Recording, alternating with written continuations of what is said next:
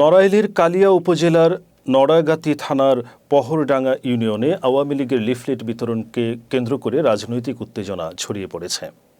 সকালে নিষিদ্ধ ঘোষিত ছাত্রলীগের উদ্যোগে যুবলীগ নেতা সেলিম শিকদার, গোলাম কবির তপন ও জিফরুল সহ নেতাকর্মীরা পাখিমারা বাজার ও চাপাইল ব্রিজ এলাকায় লিফলেট বিতরণ করেন। এর প্রতিবাদে সন্ধ্যায় বিএনপি নেতাদের সভায় বিক্ষোভের সিদ্ধান্ত হয়। ৩রা ফেব্রুয়ারি সকালে বিএনপি ও অঙ্গ সংগঠনের মিছিল চলাকালে যুবলীগ নেতা তপনের অফিস ও জিফরুলের দোকানে ভাঙচুর ও অগ্নিসংযোগ করা হয়। বিকেলে বিএনপির প্রতিবাদ মিছিল হয়। নড়াগাতি থানার ওসি শরীফুল ইসলাম এ বিষয়ে মন্তব্য করতে রাজি হননি।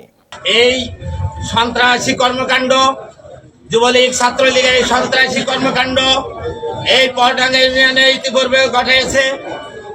আমরা তাদেরকে সতর্ক করে দিতে চাই, কোথায় তুমি বায়েজিদ, কোথায় তপন, কোথায় মেম্বার, কোথায় ইয়ার আলী, কোথায় ওয়াইজ মেম্বার?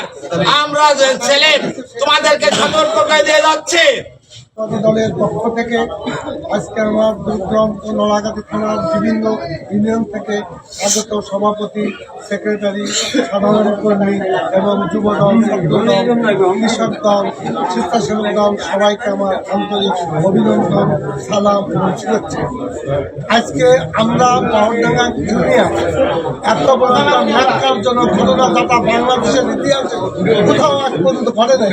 আমাদের পহরডাঙ্গা ইউনিয়নে একবার না, দুইবার, গত একবার 14ই আগস্টে একটা মিলাদ মাহফিল করেছে।